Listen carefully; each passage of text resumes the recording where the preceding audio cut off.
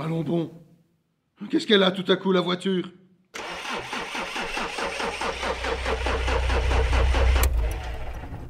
Merde! Merde, merde! Arrêtez! Rien à faire. Au moins, par chance, il y a un garage dans le coin, juste en face. Monsieur! Vous êtes le garagiste d'après l'allure. J'ai de la chance. Je suis victime d'une grosse panne, apparemment. Belle bagnole. D'ailleurs, j'ai jamais eu les moyens de m'en payer une. Bon, qu'est-ce qu'elle a, votre Stuttbecker? Seul le diable le sait. J'allais prendre cette petite montée. Voilà qu'elle n'avance plus d'1 pouce. Laissez-moi voir un peu.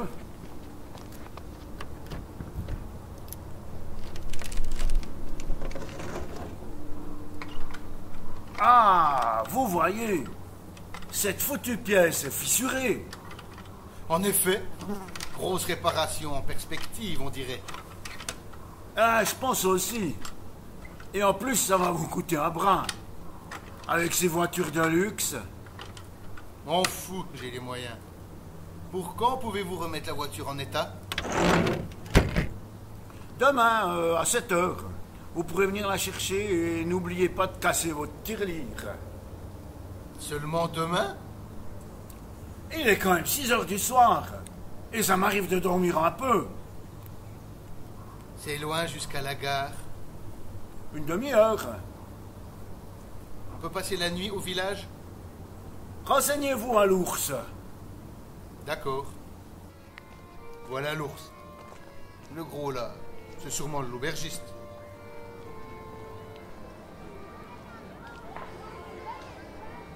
Une chambre de libre? Désolé, tout est occupé. L'association des éleveurs de petits bétail tient son assemblée. D'autres auberges au village? Aussi occupé par les éleveurs de petits bétail. Mais allez donc voir M. Streng à la Villa Blanche. La rue principale, tout droit et ensuite à gauche. Vous désirez? Monsieur Streng? C'est moi. Je m'appelle Traps. Alfredo Traps. Enchanté. On m'a dit qu'on pouvait dormir chez vous. On peut. Je suis en panne. Et combien demandez-vous? Rien. Rien? Eh bien ça alors. Vous devez être le Père Noël en chair et en os. Approchez. Venez dans la véranda. Bon voilà, il était grand temps. Quel bol! Et on dirait que c'est un industriel. Autant ratata, un voyageur de commerce. Bien! Oh! Mais je dérange. Vous ne dérangez pas du tout, je suis seul. Mon fils se trouve aux États-Unis. Alors je suis content d'héberger un hôte de temps à autre. Mais vous avez déjà des hôtes. Des amis, retraités comme moi-même, venus s'installer au village pour la douceur du climat. Nous faisons une petite soirée entre hommes, avec dîner. Je vous invite à participer. Participer? Mais une hospitalité pareille, ça n'existe plus nulle part.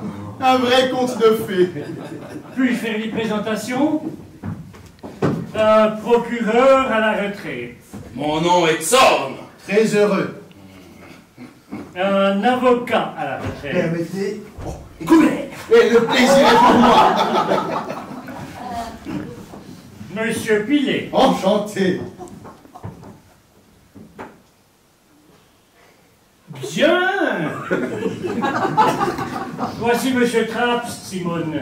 Il passe la nuit ici. Et dans quelle chambre, monsieur Streng? Mais Simone, c'est ce que nous avons d'abord à découvrir. Je comprends. Nos invités, Monsieur Traps, vont en général selon leur qualité dans la chambre qui leur correspond. Idée originale. Désirez-vous un peu de vermouth? Volontiers. Avec un trait de gin? Je ne sais vraiment pas ce que j'ai fait pour mériter tout ça. C'est que par votre visite, vous nous rendez un service. Un service? Vous pouvez participer à notre jeu. Mais volontiers. Et de quel jeu s'agit-il? Un jeu un peu particulier. Je vois, ces messieurs jouent de l'argent. Alors je serai des vôtres avec plaisir. Non, ce n'est pas ça notre jeu. Non? Il consiste en ceci, que le soir nous jouons nos anciens métiers. Vos anciens métiers? Nous jouons au tribunal. Carrément inquiétant. En général, nous traitons des procès historiques célèbres. Le procès Socrate, Le procès Dreyfus. Le procès Jésus. Le procès Jeanne d'Arc. Le Prosecco. l'incendie du Reichstag aussi récemment, où nous assignons des personnalités historiques célèbres. C'est ainsi qu'hier, nous avons déclaré Frédéric le Grand irresponsable et l'avons placé en détention. En détention? C'est vraiment un jeu singulier. Bien non. Le plus beau, c'est évidemment que nous jouons sur la matière vivante. Je peux imaginer. C'est d'ailleurs la raison pour laquelle nous avons des hôtes qui se mettent à notre disposition de temps en temps. Bien sûr, cela va de soi. Mais vous n'êtes pas obligé de jouer, mon cher monsieur Traps. Évidemment que je vais jouer. Un whisky ou une vodka? Whisky. Cigarette. Merci beaucoup. Du feu, j'en ai. Du pont. Cadeau de ma femme. Pour ce qui est de votre rôle maintenant, très cher monsieur Traps, il n'est pas difficile à jouer. N'importe quel balourd en est capable. Alors là, je suis curieux de voir ça. Le juge, le procureur et l'avocat, nous les avons déjà. Ce sont d'ailleurs des fonctions qui nécessitent une connaissance de la matière et des règles du jeu. Seul le rôle de l'accusé est vacant. Pour autant, vous n'êtes en aucune façon contraint de jouer, je tiens à le souligner encore une fois. Quel crime suis-je donc censé avoir commis? Un point sans importance, mon ami.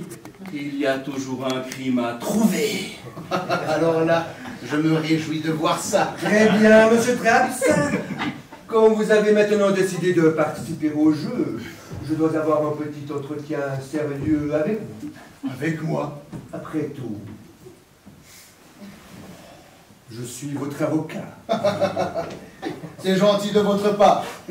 Venez, allons dans la salle à manger déguster un somptueux Porto. Il est vieux, vous devez le découvrir.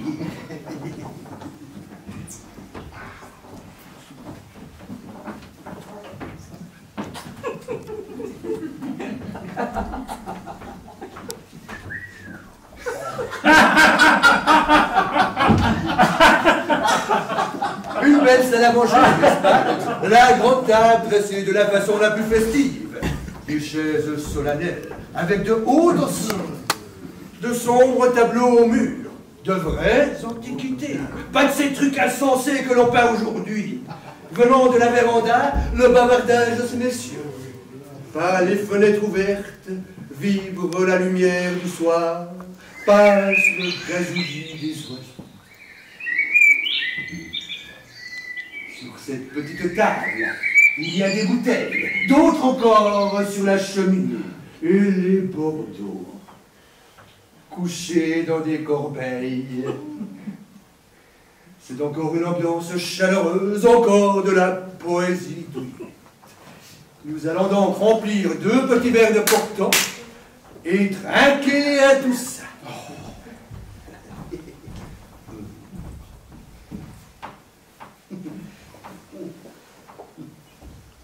Excellent.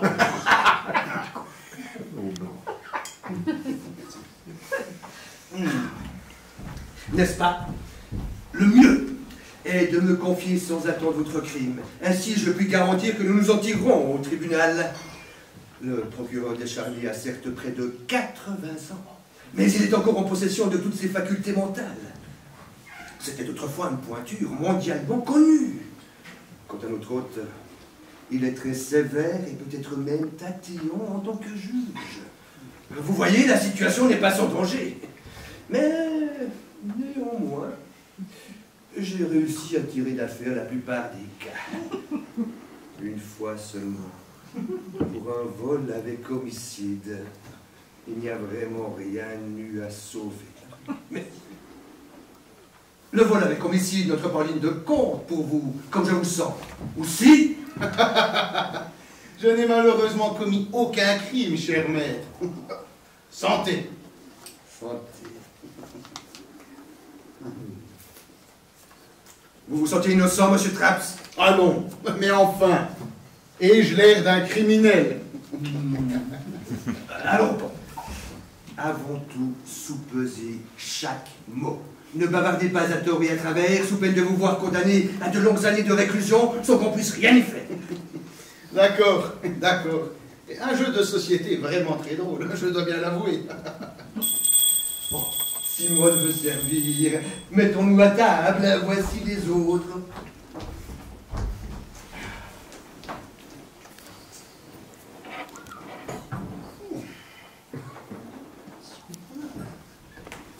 La cour.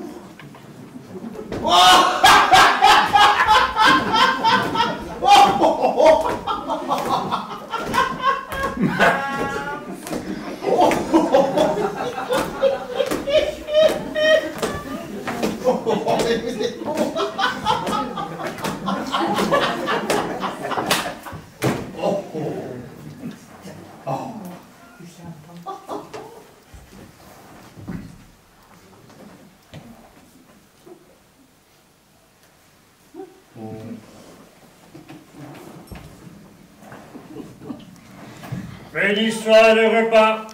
Béni soit le repas. Qu'est-ce qu'on mange? Qu'est-ce qu'on mange? De la soupe à la tortue.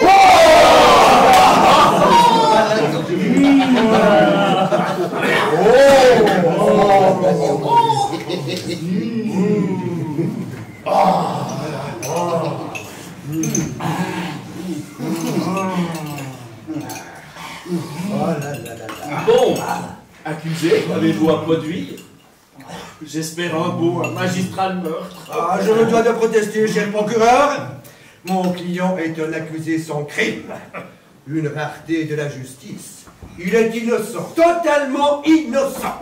Alors bon, Innocent, hein? Ce n'est encore jamais arrivé. nous devons examiner ça. Ce qui ne peut exister n'existe pas. Allez-y, monsieur le procureur.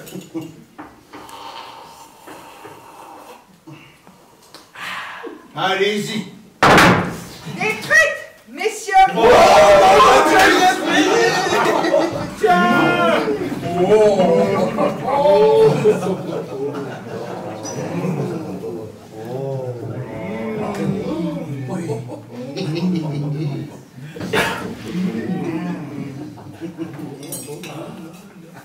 Et à Patine-Châtel, l'âgé et petit.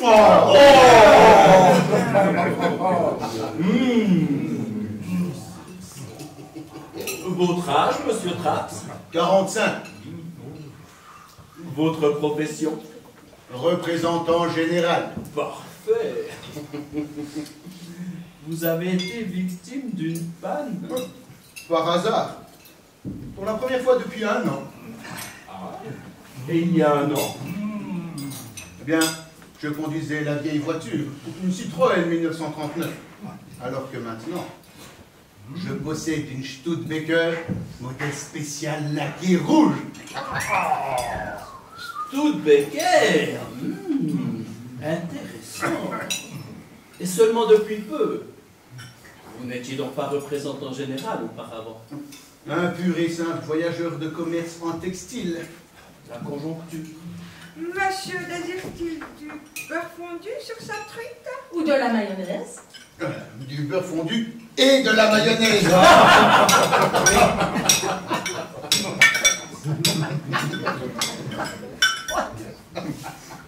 Encore une fois, monsieur Traps, faites attention, chacune des questions du procureur a sa signification cachée.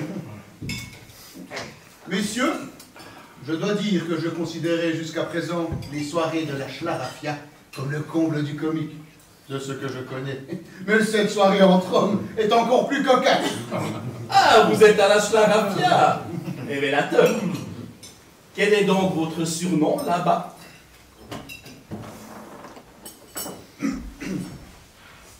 Marquis de Casanova.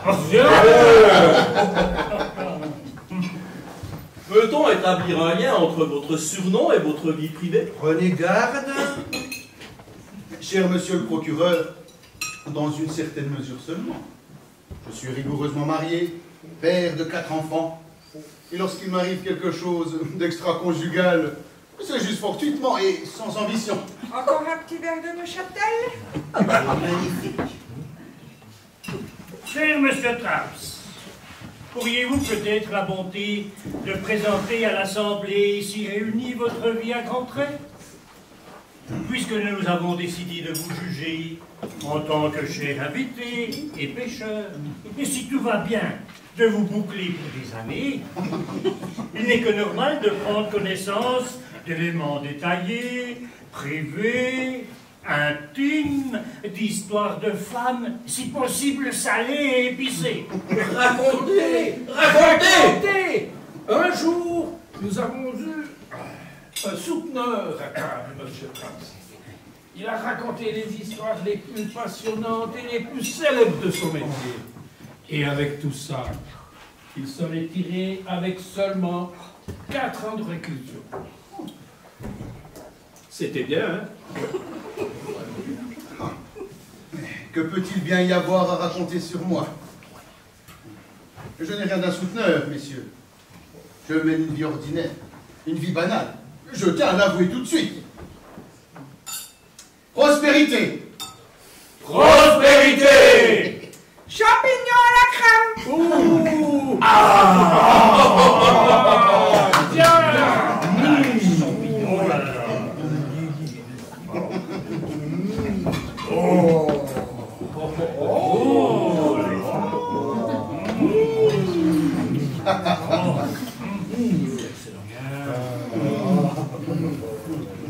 Et avec ça, un château neuf du pape.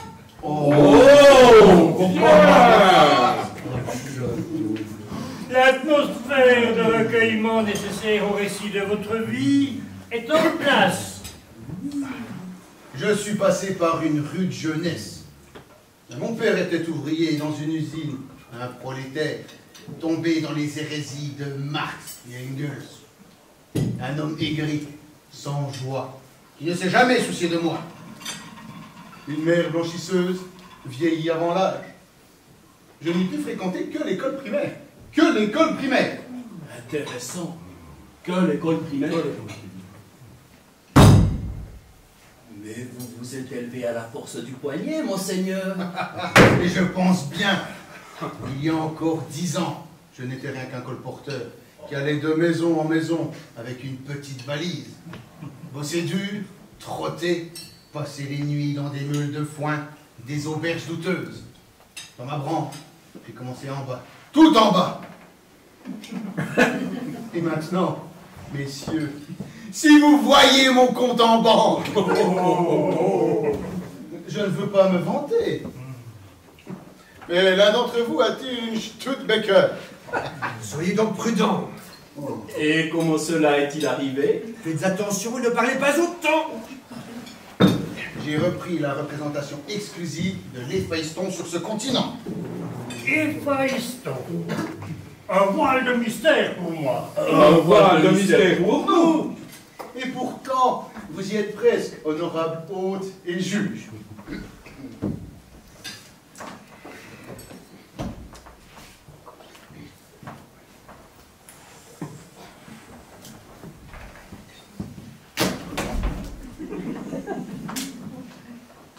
Vous dites vous-même un voile. S'il existe aujourd'hui le nylon, le perlon, le mirlon, le pelletion, des tissus synthétiques dont cet honorable cour a sans doute entendu parler.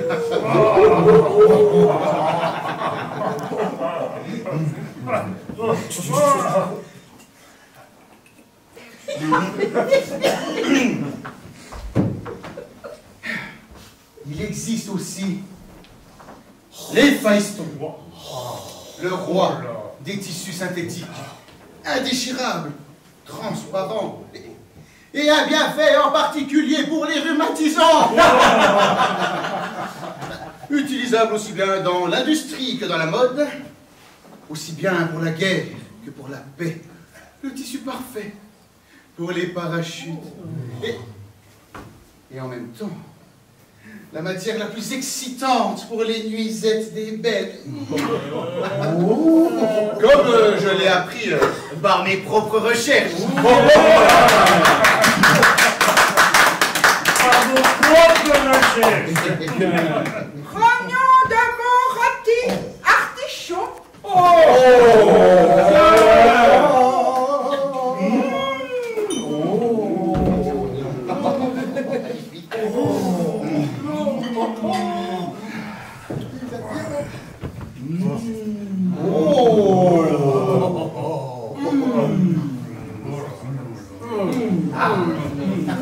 Et avec ça, un Saint-Julien de 1927, bien chambre.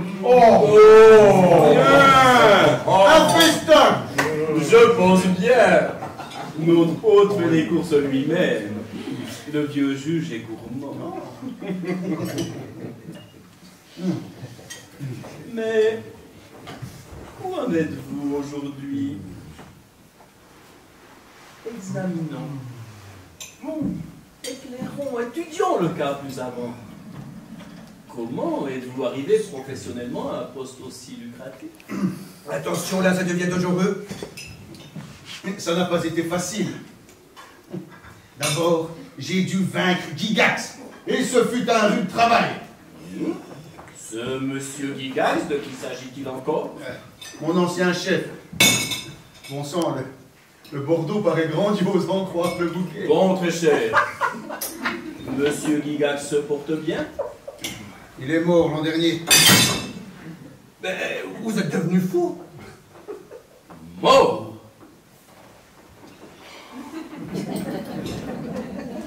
Ainsi, nous aurions débusqué notre cadavre. Et c'est finalement l'essentiel. Messieurs, fort de cette découverte, goûtons le Saint-Julien.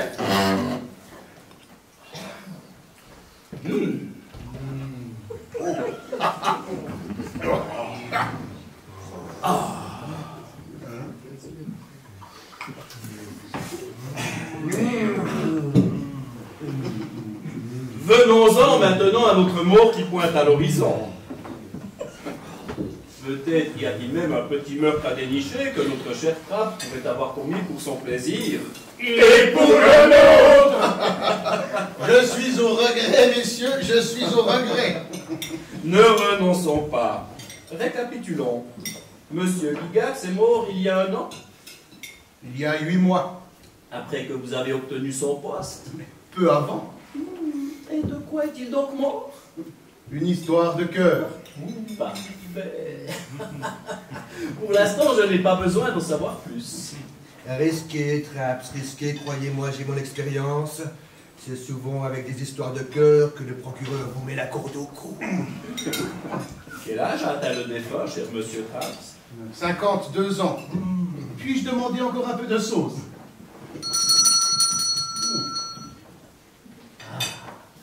52 ans, dans la fleur de l'âge. Et vous avouez tout ça avec la plus grande sérénité. Pas de panique, mon cher maître. Une fois que l'interrogatoire aura commencé, je serai sur le qui-vive.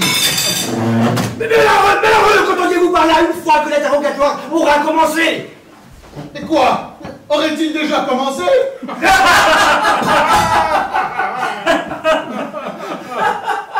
Il ne l'a pas remarqué. Il ne l'a pas remarqué. Messieurs, excusez-moi, j'imaginais le jeu plus solennel, plus digne, plus formel, davantage salle d'audience. Mon cher monsieur Traps, votre visage consterné à l'instant était impayable. Notre façon de rendre la justice est certes ingénue et par trop fantasque. Mais voyez-vous, nous quatre, à cette table ici, sommes réunis sommes retraités. Et nous nous sommes libérés du fatras des formules, gribouillages, procès-verbaux, lois et tout ce fourbi qui encombre nos salles d'audience. Nous jugeons sans considération des lamentables codes et articles de loi. C'est grandiose, messieurs! Je vais prendre l'air avant d'en arriver au poulet et au reste. Une petite promenade de santé et une cigarette font du bien. J'invite Monsieur Traps à m'accompagner. Mais volontiers, maître. Passons par la véranda et sortons dans la nuit qui enfin est tombée. Donnez-moi le bras. Je vous en prie. Quel homme ce Traps! Un peu naïf. Mais sympathique! C'est le coupable parfait. C'est presque trop facile. L'avocat lui sonnera les cloches. Tiens. Une cigarette. Merci beaucoup. Mon Dieu, quelle rigolade c'était là-dedans. N'est-ce pas, mon cher jeune ami? Avant que nous rentrions et attaquions le poulet, permettez-moi de vous dire sérieusement un mot que vous devriez prendre à cœur. Nous sommes royalement en train de perdre notre procès dans les grandes largeurs. La poisse. Ce que j'ai ri. Un jeu de société vraiment très drôle. À la prochaine réunion de la Charafia, il faut absolument introduire ça. N'est-ce pas? On revit. J'ai dépéri, cher ami, lorsque j'ai pris ma retraite et que, soudain, sans occupation, j'étais censé savourer la vieillesse dans ce patelin. Que se passe-t-il ici? Rien. Alors, nous avons eu l'idée de mettre en place ce jeu. Et... hop, il est devenu notre fontaine de jouance. Nous jouons au jeu chaque semaine avec les invités du juge, qui campent nos accusés, tantôt des vacanciers, tantôt des colporteurs. Et avant-hier, nous avons même eu le privilège de condamner un parlementaire à 20 ans de réclusion. Seule mon âme lui a permis d'éviter l'échafaud. L'échafaud. Mais vous avez de ces plaisanteries. Et pourquoi? Mais la peine de mort est abolie. Dans la justice d'État. Mais nous avons affaire ici à une justice privée. Et nous l'avons réintroduite.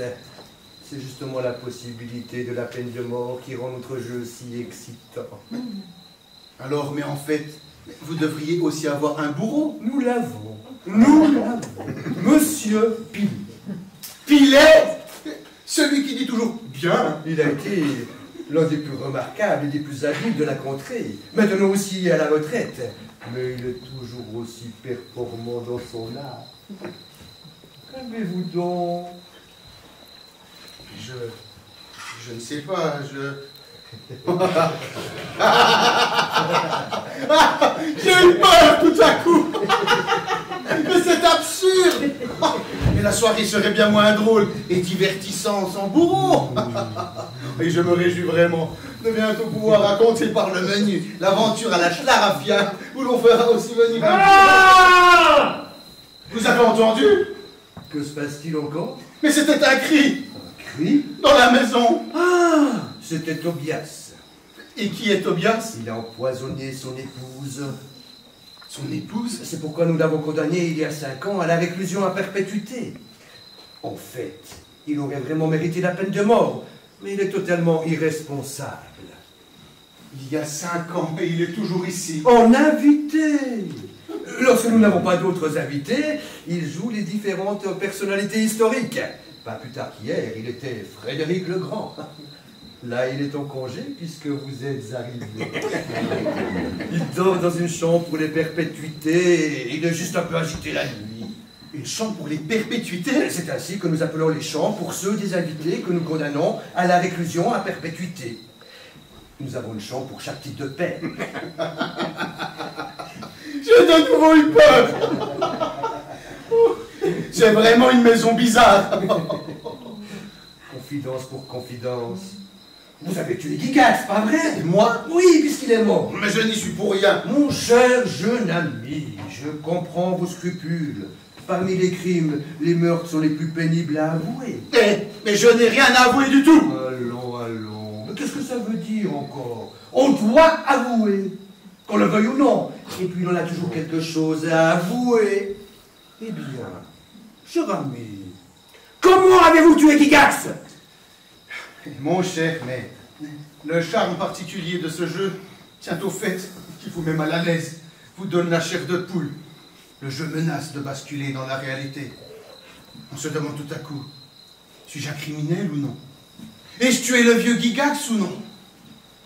Alors, confidence pour confidence. Je suis vraiment innocent dans la mort du vieux gangster! Soit innocent. Espérons-le. Venez, retournons dans la salle à manger où le poulet est déjà servi et où le château Pavie 1921 pavoise sombrement dans les veines. Ah, ce poulet! Oh, quelle fumée! Tiens.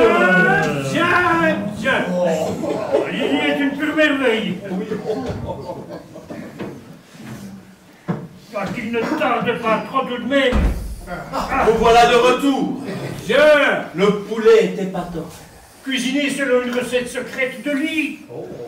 Croustillant. Messieurs, asseyez-vous, nous nous léchons déjà les babines.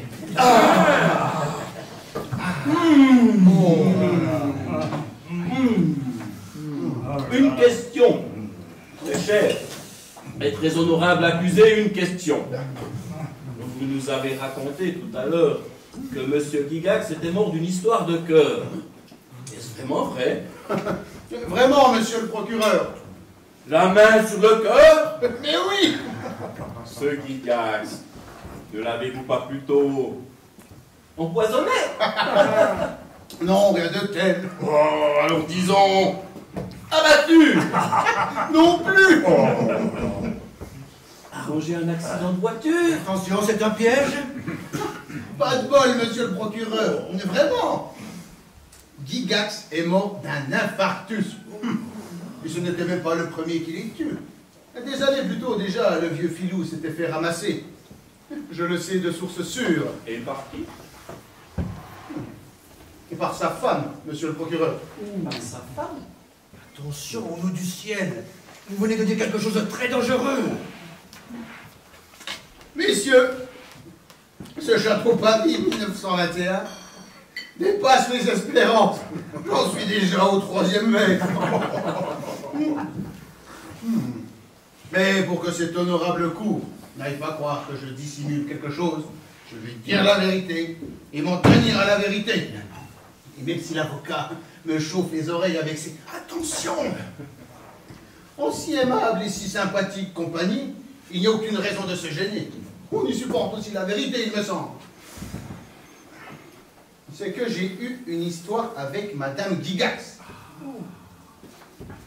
Eh oui, le vieux gangster était souvent en voyage et négligeait de la plus cruelle des façons sa petite dame, gironde et affriolante. Alors, de temps à autre, je devais jouer le consolateur sur le canapé du salon de Gygax. Et quelques fois plus tard, dans le lit conjugal. C'est le cours des choses et la marche du monde.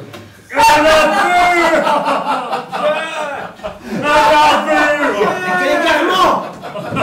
Messieurs, qu'est-ce qui vous fait rire autant? Il ne comprend pas. Il ne comprend pas. Monsieur Traps, êtes-vous toujours lié avec Madame Gygax? Attention, c'est une question décisive. Depuis la mort du vieux gangster, je n'ai plus rendu visite à la petite dame. Je n'allais quand même pas discréditer cette brave veuve. Non, évidemment. Ça sent la condamnation à mort! Ça sent la condamnation à mort! Fromage!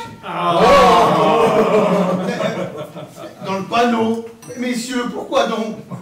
Elle est rude, la vie des affaires. Je l'admets. Ce que tu me fais, je te le fais.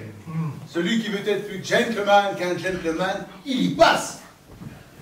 En fin de compte, j'ai une famille. Je ramasse de l'argent à la peine, mais aussi je trime comme 10 éléphants. Chaque jour, j'avale mes 600 km avec ma Studebaker. Que voulez-vous? Il se trouve que la vie des affaires est un ring et la vie privée un carrousel.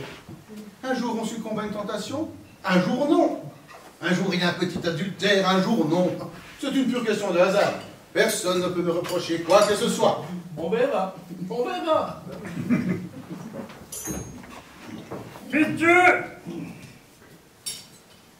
pour fêter cette soirée, nous avons ouvert une bouteille de Château Margaux 1914. Oh. Le bouchon est encore intact. Humons-le, admirons-le, confions-le solennellement à M. Traps en souvenir des heures que nous passons en sa présence. Oh.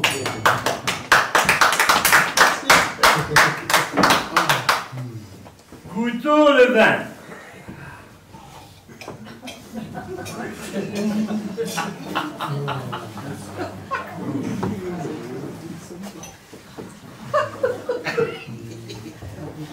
Merveilleux.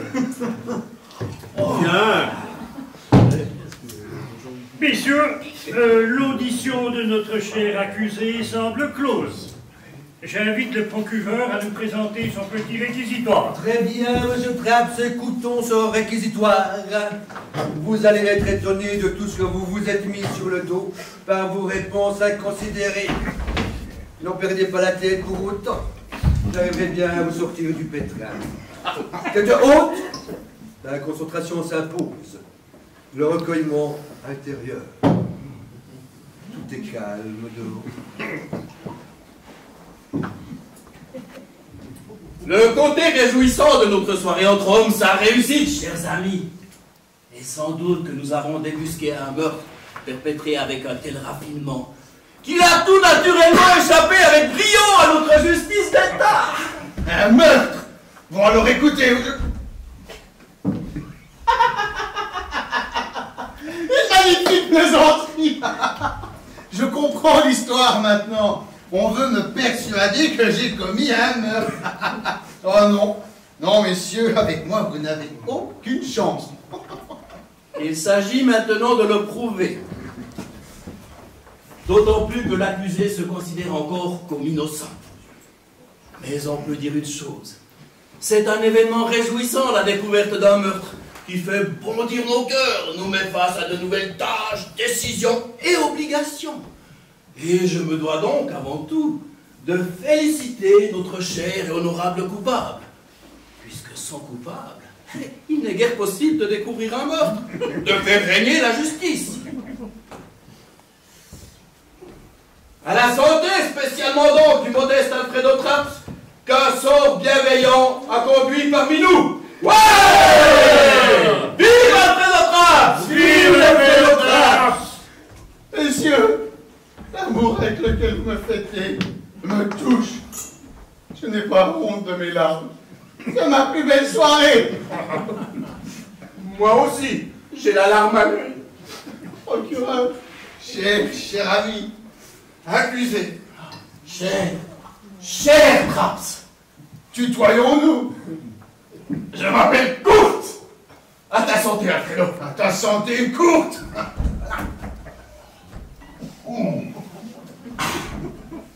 Je repense avec horreur au temps où, au service de l'État, nous devions accomplir un triste labeur. Comme tout cela a changé. Autrefois, nous courions d'une affaire à l'autre. Aujourd'hui, nous débattons avec disponibilité, tranquillité, jovialité. Nous apprenons à aimer l'accusé. Sa sympathie nous va droit au cœur. Fraternisation de part et d'autre. Et c'est bien ainsi. Car la justice, chers amis, est quelque chose de gai, de léger. Et non quelque chose de terrible, de terrifiant, comme la justice publique l'est devenue. Vive la justice! Vive la justice!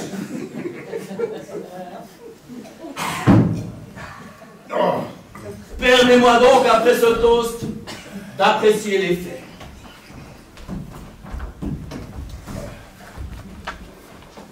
Je crois avoir touché le mot juste, car mon réquisitoire n'entend pas être un discours terrifiant, pourrait gêner notre ami, mais une appréciation qui lui présente son crime, le fait éclore, l'amène à la conscience.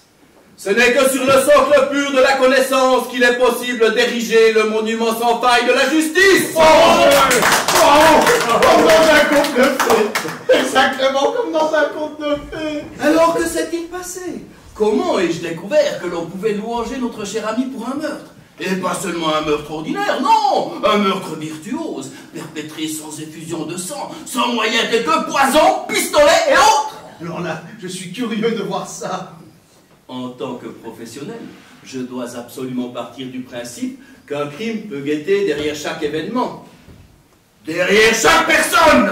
Oh, oh, oh. La première intuition, je la dois au fait que notre représentant général conduisait il y a un an encore une vieille Citroën. Et se pavane maintenant Studebaker. Mais alors le pays tout entier devrait fourmiller de meurtriers. Je sais bien sûr que nous vivons une période de forte conjoncture. Et l'intuition restait donc vague. Plutôt comparable à un sentiment d'être face à un événement réjouissant. Face, pour être précis, à la découverte d'un meurtre. Que notre cher ami ait dû reprendre le poste de son chef, qu'il ait dû évincer le chef, que le chef soit mort. Tous ces faits n'étaient pas encore des preuves, mais seulement des éléments qui renforçaient, fondaient le sentiment en question. Le soupçon logiquement étayé n'a surgi que lorsque l'on a appris de quoi ce chef fabuleux était mort. D'un infarctus. Là, il s'agissait d'évaluer, de combiner, de mobiliser la perspicacité et le flair, de procéder avec discrétion, de traquer la vérité, de percevoir l'ordinaire comme étant l'extraordinaire, de voir le certain dans l'incertain, des silhouettes dans le brouillard, de croire à un meurtre, précisément parce qu'il semblait absurde de supposer un meurtre. D'ailleurs, c'est absurde. Examinons brièvement la matière à disposition. Esquissons un portrait du défunt. Nous en savons peu sur lui. Ce que nous savons, nous le devons aux propos de notre sympathique invité. Monsieur Gigax était le représentant général du tissu synthétique Héphaïston, auquel nous accordons volontiers toutes les agréables propriétés que notre très cher Alfredo lui attribue. C'était un homme, pouvons-nous déduire, qui allait droit au but, exploiter ses subalternes comme une brute, qui s'y entendait pour faire des affaires. Même si les moyens avec lesquels il faisait ses affaires étaient souvent plus que douteux. Et exact, le filou est parfaitement campé. Nous pouvons en outre conclure que vis-à-vis de l'extérieur, Monsieur Gigax jouait volontiers le costaud, le fier à bras, l'homme d'affaires à succès, à la hauteur de toutes les situations et hauteur de toutes les combines. Raison pour laquelle il gardait aussi très soigneusement secrète sa grave maladie de cœur. Ici encore, nous citons Alfredo. Gigax supportait en réalité ce mal dans une sorte de fureur butée. C'est ce que nous pouvons imaginer. Comme une perte de prestige personnel, pour ainsi dire. Magnifique! Il y a la vraie sorcellerie! Taisez-vous donc! À quoi s'ajoute que le défunt délaissait sa femme. Nous pouvons imaginer comme une créature violente et gironde. Tout au moins est-ce ainsi que notre ami s'est à peu près exprimé. Une belle plante! Pour Gigax, seul comptait le succès et les affaires. Et nous pouvons supposer avec une certaine vraisemblance qu'il était convaincu de la fidélité de sa femme et considérait être un gaillard si extraordinaire et un phénomène si incroyable que son épouse n'avait jamais eu ne serait-ce que la plus infime pensée d'adultère. Raison pour laquelle ça aurait forcément été un rude coup pour lui s'il avait appris la fidélité de sa femme avec notre admirable Casanova de la Sclarapia. Ça l'a été! Ça l'a été. Arrêtez donc de parler à tort et à travers, bonté divine. Vous venez de dire quelque chose de très dangereux. Et comment donc l'a-t-il appris, le vieux pêcheur? Son affriolante petite femme lui a fait des aveux. Et pour ça, il craignait bien trop méchamment ce vieux gangster. Gigax a-t-il découvert lui-même le poteau rose? Et pour ça, il était trop imbu de sa personne. Aurais-tu fait toi-même des aveux, mon cher ami et Don Juan? Mais répondre à cette question courte est gênant. Je rends attentif, monsieur Traps, au fait qu'il n'est pas obligé de répondre à cette question. Bien sûr que Traps n'y est pas tenu. Accordé. Honorable cour. La perspicacité de monsieur le procureur mérite quelques contreparties. Seul joue correctement celui qui prend le jeu au sérieux. Cela vaut aussi pour notre jeu. Je n'ai pas peur de la vérité. J'admets qu'un de mes amis a informé Gigax et que j'ai convaincu cet ami de le faire. Je ne supporte pas les cachotteries, ni là, ni à l'époque, quand j'avais cette relation avec Katie.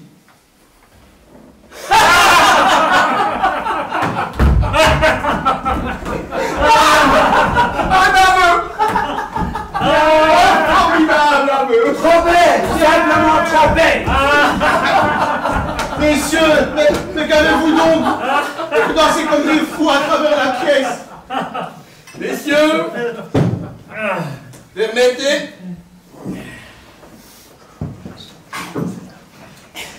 que de plaisir je grimpe sur la chaise.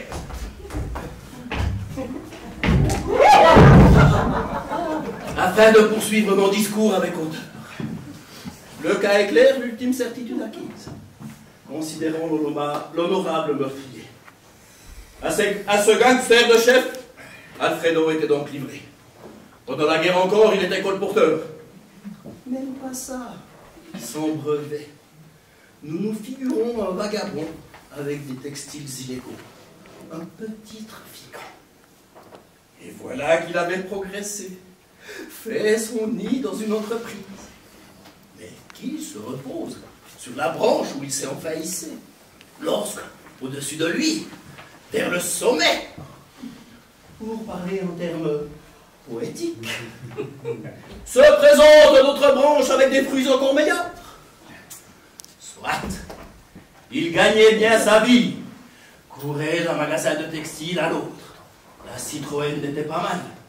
Mais de toutes parts, notre cher Alfredo voyait de nouveaux modèles surgir, filer comme l'éclair, foncer sur lui et le dépasser. La prospérité gagnait le pays. Qui n'aurait pas voulu en être? C'était exactement ça. Exactement ça, je l'admets. C'était plus facile à décider qu'à faire. Son chef ne le laissait pas monter. Méchant, coriace, il l'exploitait. Lui donnait des avances sur de nouveaux contrats. Savait s'y prendre pour le ficeler de plus en plus férocement. Exact. Vous ne soupçonnez pas, messieurs, comme le vieux gangster me tenait d'une main de fer. Il fallait donc foncer dans le tas. Mais comment? Notre cher ami a d'abord agi au plan professionnel. Nous pouvons à peu près nous représenter comment. Considérons sa nature, son caractère.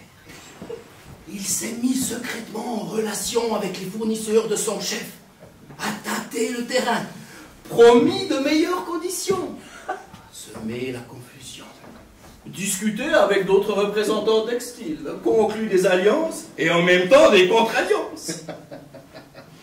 Que voulez-vous au juste, messieurs? C'est pourtant normal. Puis, l'idée lui est venue de prendre aussi une autre voie. Une autre voie? Il a démarré une relation avec la friolante petite créature, la Madame Gigax. Comment ça s'est fait? Peut-être était-ce un soir, tard, pour nous penser. Exact.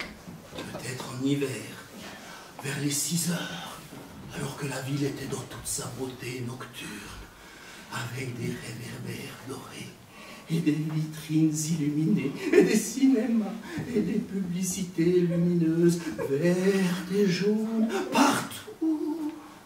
Une ville agréable, voluptueuse, attirante.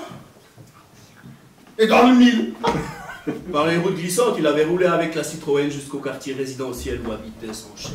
Mais oui, quartier résidentiel. Un porte-document sous le bras, des contrats, des échantillons de tissu. Il y avait une décision importante à prendre.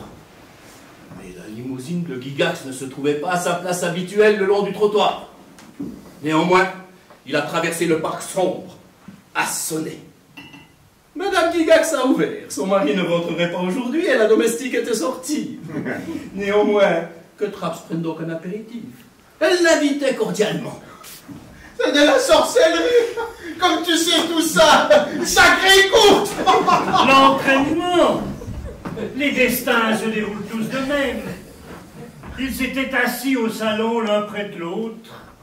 Ce n'était même pas une tentation, ni du côté de Traps, ni de celui de la dame. C'était une opportunité qu'il a exploitée.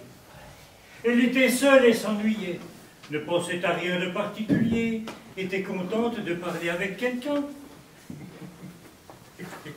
Elle était en robe de soie, nous imaginons. Ou mieux encore, en peignoir à fleurs multicolores. Et alors que Traps était assis à côté d'elle, et voyait son cou blanc, et la naissance de sa poitrine, et qu'elle se mit à bavarder, fâchée contre son mari, déçue, comme notre honorable ami ne manqua pas de le sentir. Alors, il comprit qu'il devait attaquer, lui qui avait déjà attaqué. Et alors, il sut bientôt tout sur Gygax. Comme sa santé était préoccupante, et comme il était persuadé que sa femme ne le trompait pas, car d'une femme qui veut se venger de son mari, on apprend tout, et c'est ainsi qu'il s'engagea dans la relation. Car maintenant, c'était son projet. Maintenant, il s'agissait pour lui d'anéantir son chef par ce moyen aussi, advienne que pourra. Par ce moyen? C'est ainsi que la méchante histoire se mit en marche. Et ainsi vint le moment où il avait tout en main. Partenaires commerciaux, fournisseurs, la femme potelée durant la nuit. Et ainsi, il resserra le nœud coulant, provoqua le scandale. Et ainsi, je resserrai le nœud coulant? Ensuite vint le moment fatal, l'heure où Gygax a pris tout.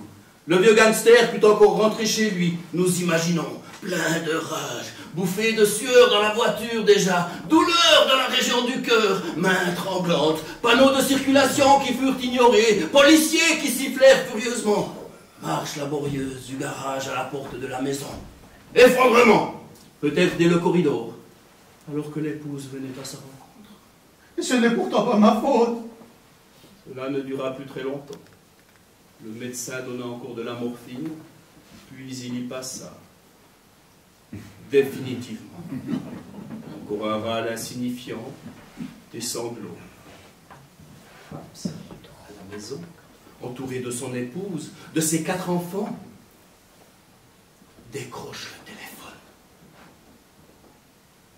Terrible. C'est bien ce qu'il s'est passé. Consternation. Jubilation intérieure. Ambiance, c'est gagné. 3 semaines plus tard, Studebaker. Voilà pour les événements. Je récapitule. Présente le réquisitoire. Mon Dieu, que suis-je censé avoir fait? Monsieur Gygax a été assassiné avec méthode. Avec méthode? L'ami Alfredo agit dolo mano avec l'intention de nuire. Il a agi en pleine conscience du fait qu'un adultère pouvait toucher mortellement Gygax. Mais je ne le savais pas. Vous ne saviez pas que Gygax était malade, dangereusement malade, qu'une grande émotion, une forte contrariété pouvait le tuer? Mais je n'ai pas dit ça. Que n'avez-vous pas dit? J'ai reconnu qu'il était gravement malade, le vieux gangster, mais pas qu'une forte émotion pouvait le tuer. Mais, en notre agréable compagnie, vous ne vouliez pourtant dire que la vérité, cher ami Alfredo. Bon, d'accord. Bien sûr, une forte émotion pouvait le tuer. Et d'ailleurs, c'était de la folie encore d'exercer le métier dans son état. Mais tout à l'heure, je me suis juste mal exprimé. Je voulais dire que ma relation avec sa femme n'avait rien à voir avec sa grave maladie. Rien? Vraiment rien. Alors pourquoi avez-vous fait en sorte que M. Gygax soit informé du faux pas de son épouse? Je l'ai déjà dit, parce que je ne supporte pas les cachotteries. Oh, cela me réjouit, un trait de caractère vraiment positif, très cher ami Alfredo. Et qu'en disait Madame Traps? Ma femme? Avez-vous aussi fait en sorte que votre épouse soit informée, puisque vous ne supportez pas les cachotteries? J'ai des enfants, monsieur le procureur, je ne peux quand même pas détruire mon mariage, vous devez le comprendre. Mais bien sûr, cher Traps, bien sûr. Madame Gygax n'a donc pas d'enfant. Alors? Si, aussi. Aussi. Étrange. Mais son mariage, on pouvait le détruire? Très bien.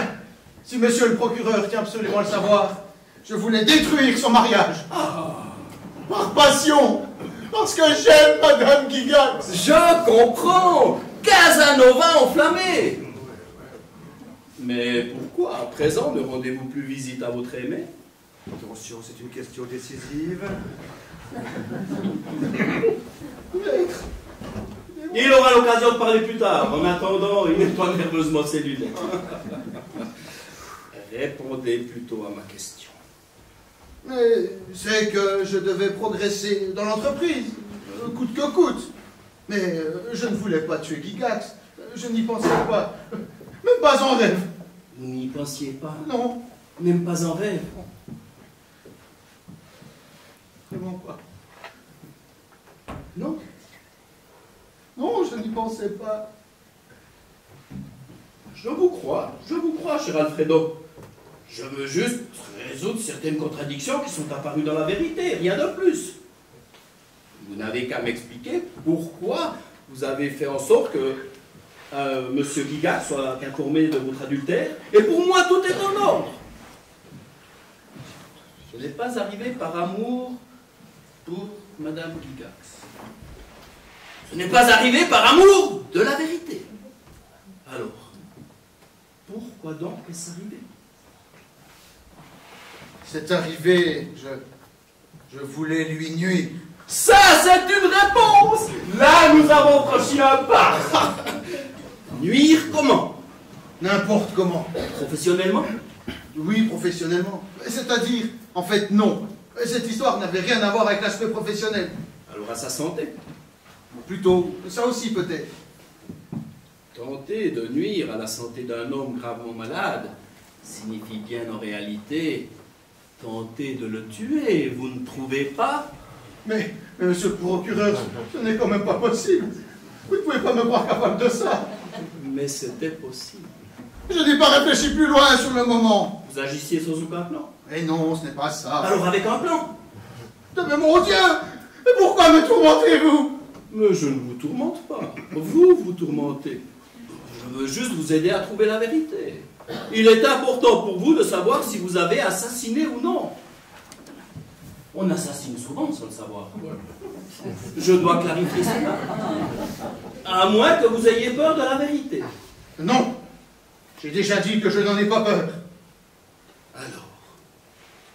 Alors, quelle est la vérité? Je rêvais quelquefois que j'adorerais tordre le cou à Gygax. Que j'aimerais le tuer. Mais c'est le genre de choses qui arrive. Tout le monde pense ça de temps à autre. Mais voilà, vous ne l'avez pas seulement pensé, accusé, vous avez aussi agi. C'est vrai, mais il est quand même mort d'un infarctus. Et qu'il en ait un, ce n'était quand même pas certain. Mais vous deviez compter avec la possibilité qu'il en ait un s'il apprenait la fidélité de sa femme. On devait toujours compter avec ça. Et pourtant vous avez agi. Mais les affaires sont les affaires. Et un meurtre est un meurtre. Vous avez opéré contre Gygax même en sachant que vous pourriez le tuer. Bien...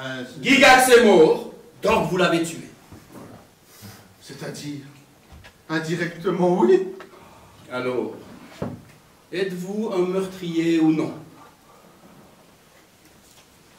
Je m'en rends compte. Je suis un meurtrier. Oui, l'accusé avoue. Nous sommes en présence d'un meurtre psychologique, perpétré de façon si raffinée qu'à part un adultère, apparemment rien d'illégal ne s'est produit. Apparemment. Raison pour laquelle cette apparence est en maître des fuites. J'ai l'honneur, en qualité de procureur de notre tribunal privé. Et par là, j'en arrive à la conclusion de mon intervention. De requérir la peine de mort pour un trait de trace. J'ai tué. Messieurs, Oh, magnifique.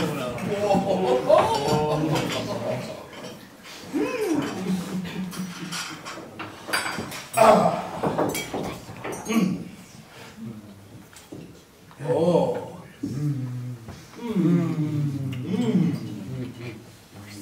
Mocha. Oh.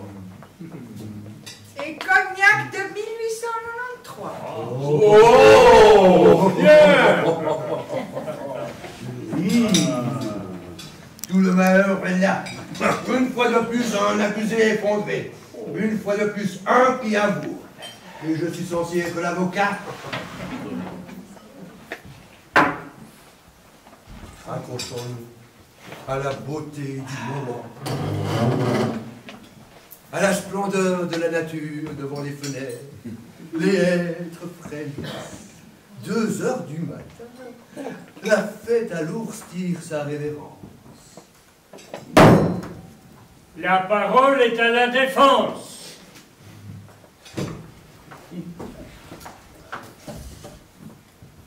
J'ai écouté avec plaisir le discours riche en inventions que vient de prononcer notre procureur, messieurs. Certes, le vieux gangster Gigax est mort. Mon client a durement souffert sous sa coupe. S'est abandonné aussi à une véritable animosité contre lui, a essayé de le faire tomber. Qui pourrait le contester? Où cela ne se produit-il pas? Mais pur fantasme que de vouloir faire passer pour un meurtre cette mort d'un homme d'affaires malade du cœur. Mais j'ai assassiné! En contradiction avec l'accusé, je le tiens pour non coupable. Oui, non capable de culpabilité. Mais je suis coupable! Qu'il s'accuse lui-même du meurtre échafaudé de façon si raffinée par le procureur est psychologiquement facile à comprendre. Il y a juste à comprendre que j'ai commis un crime! Il suffit d'observer l'accusé pour voir son caractère inoffensif. Il a plaisir à être aimé, apprécié, honoré en notre compagnie, admiré un peu grâce à sa Studebaker rouge, si bien que l'idée d'avoir commis un crime parfait, authentique, sans rien de bâclé, commence à lui plaire. Alourdi qu'il est par le Neuchâtel, par les succulents Bordeaux et le singulier cognac de l'année 1893.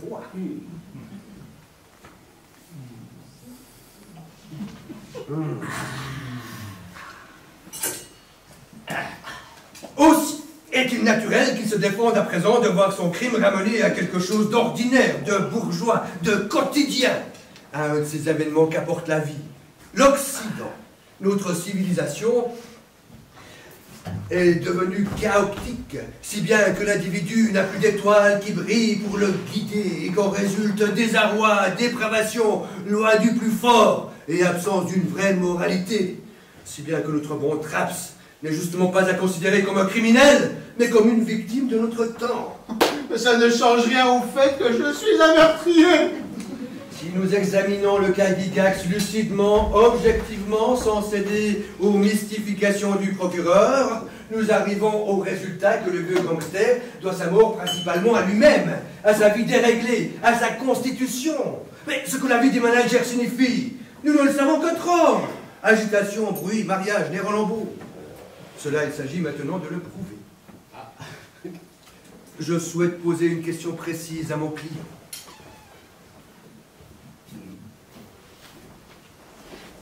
Accusé, quel temps faisait-il le soir où Gigax est mort? Et tempête de feu, maître. Beaucoup d'arbres ont été déracinés. Eh bien, voilà qui donne sans doute la cause externe ayant provoqué la mort, puisque par expérience, les infarctus, collapsus, embolies abondent en cas de feu. Mais il ne s'agit pas de ça! Il ne s'agit que de ça! Nous avons clairement affaire à un simple accident à partir duquel on veut nous fabriquer un meurtre. Comme si la mort de Gygax résultait d'une machination diabolique. Comme si le hasard n'avait joué aucun rôle. Ce sont des vœux compréhensibles, mais pas des réalités. Bien sûr, mon client a agi sans égard, mais voilà, il est soumis aux lois de la vie des enfants. Bien sûr, il a souvent voulu tuer son chef. Que n'allons-nous pas tous penser? Que ne faisons-nous pas tous en penser? Mais voilà, juste en penser. Un acte dépassant cette pensée n'est pas avéré, pas constatable. Que mon client, par sa malheureuse information concernant l'adultère, ait voulu énerver Gygax. Mon Dieu, après tout, c'est compréhensible. Gygax était lui-même brutal, sans égard, exploitait son subalterne. Mais pourquoi en plus maintenant accabler notre bon Traps? Parce qu'ils ne seront plus chez la veuve? Non, messieurs. Il est absurde d'imputer cela à mon client. D'autant plus absurde qu'il s'imagine maintenant lui-même avoir commis un crime. Il aurait subi en même temps que sa panne de voiture une deuxième panne? Une panne mentale? Par conséquent, je requiers pour Alfredo Traps l'acquittement. Messieurs, j'ai une déclaration à faire. La parole est à l'accusé.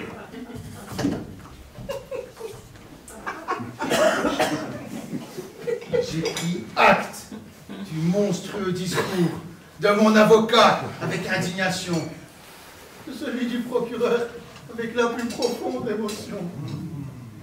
Sur celui de l'avocat, où je ne souhaite pas m'exprimer, il constitue une seule et unique calomnie. Et sur celui du procureur, il y a lieu toutefois d'amener quelques légers correctifs. Non pas qu'ils soient importants, mais je pense serait utile pour que la vérité éclate tout entière. Ainsi, Madame Gygax ne m'a pas accueilli en peignoir, mais en kimono rouge foncé.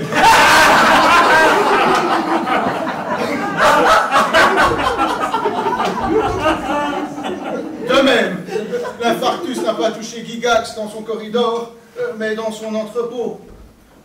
Puis une admission à l'hôpital, le décès sous l'attente d'oxygène. Ceci est, comme je l'ai dit, secondaire. Je suis un meurtrier. Je ne le savais pas lorsque je suis entré dans cette maison.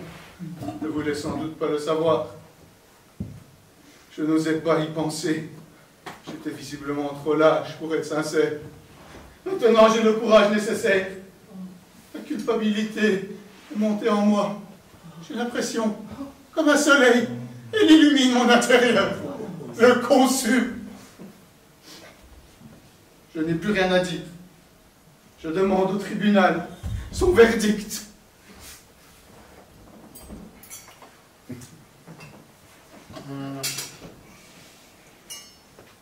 Cher Alfredo Traps, vous comparaissez devant un tribunal privé. En cet instant solennel, il est donc de mon devoir de m'adresser à vous pour vous demander si vous reconnaissez le verdict de notre tribunal non étatique, mais privé. J'accepte ce verdict. Bien. Vous reconnaissez notre tribunal.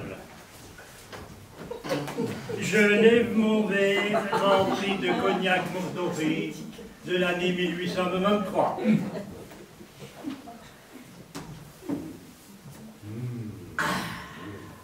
Tu as assassiné Alfredo Traps. Pas avec une arme, non. Rien que par la désinvolture du monde dans lequel tu vis.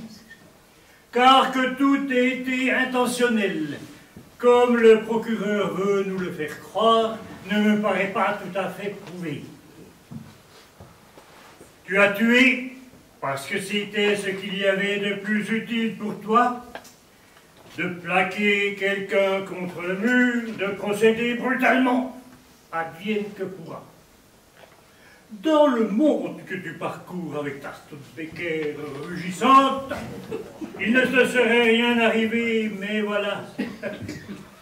Tu es entré chez nous dans notre petite villa blanche et silencieuse, habitée par 4 vieux messieurs qui ont dardé dans ton monde le rayon pur de la justice. Elle a des traits singuliers, notre justice. Je sais.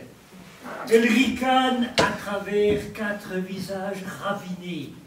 Celui d'un procureur chenu, d'un avocat poète. Elle glousse par la voix d'un juge ivre et déjà un peu bafouillant.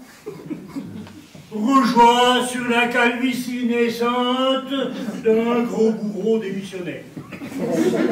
C'est une justice absurde, grotesque, fantasque, retraitée, mais en tant que telle précisément aussi la justice, au nom de laquelle, mon pauvre, mon cher Alfredo, je te condamne maintenant à mort.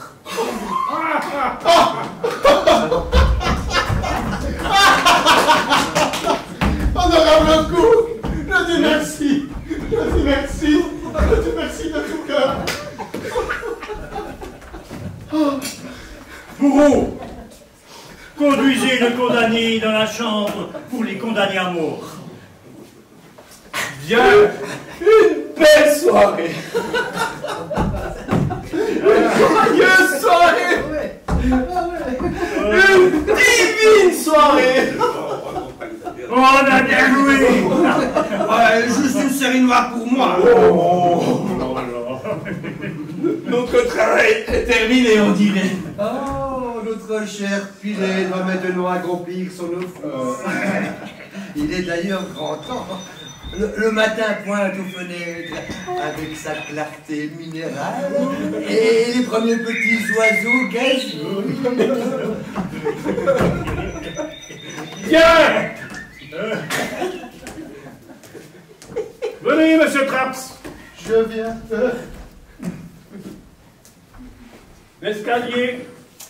Je vous donne le bras. Merci beaucoup. Bien.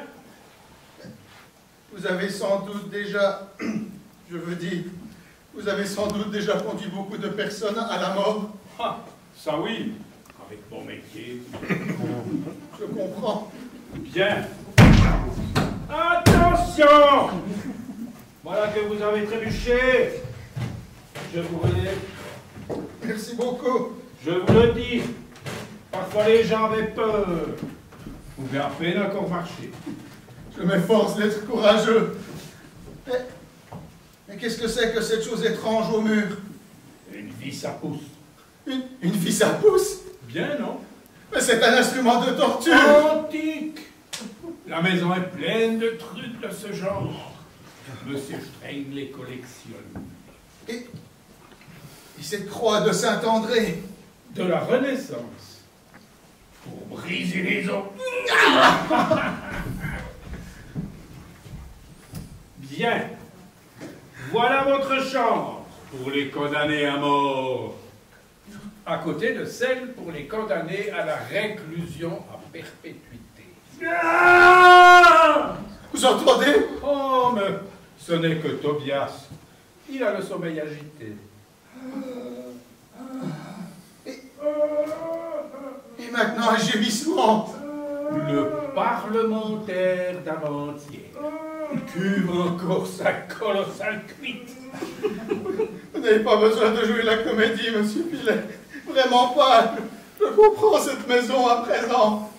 Du calme, du calme. Tout sera bientôt fini. Bien. Entrez. Eau courante. Un grand lit. Bien, non? Et tout cela n'est plus nécessaire. Mais qu'est-ce que c'est que ce chevalet? Chevalet. Mais c'est la guillotine. La guillotine? Touchez un peu du chêne. Bon, là je lève le couperet. Tranchant comme un rasoir. Bon, là elle est prête. Mais c'était dur. Prête? Bien, enlevez votre veston. Je comprends, c'est nécessaire. Je vous aide. Bien. Là, on ouvre le col. Merci. Je peux le faire moi-même. Mais vous tremblez. Mais en fin de compte, j'ai toutes les raisons de trembler. En fin de compte, tout ça n'est pas une plaisanterie. Promu, c'est tout. Bon, là, le col est ouvert. En fin de compte, je suis un meurtrier. Je n'ai plus rien à dire. Faites vite. Bien. Je suis prêt. Et les chaussures? Les chaussures? Vous ne voulez donc pas enlever les chaussures? Ce n'est pas nécessaire. Bon, écoutez un peu. Vous êtes quand même un monsieur distingué. Vous voulez aller avec les chaussures au lit? Au lit? Vous ne voulez pas dormir? Comment se dormir? Bien. Bon. Là, couchez-vous donc. Bon. Là, je vous couvre. Et là, je lève vos chaussures.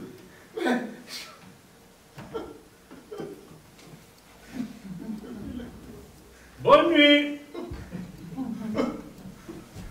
Mais je dois être exécuté, monsieur Pilet. Je suis un meurtrier, monsieur Pilet. Je dois être exécuté.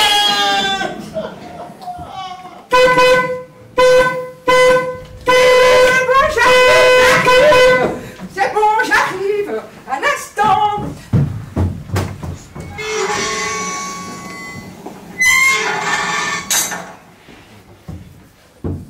Monsieur Traps, réveillez-vous.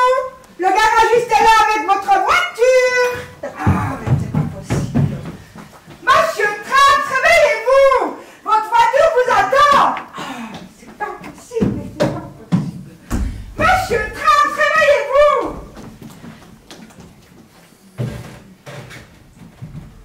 Ah, mon Dieu.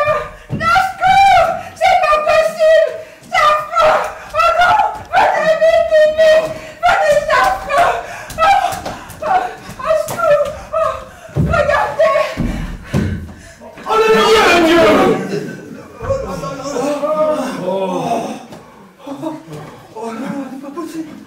Alfredo? Mon bon Alfredo? À quoi as-tu donc pensé? Pour l'amour du ciel! C'est notre plus magnifique soirée que tu nous as fichue au diable!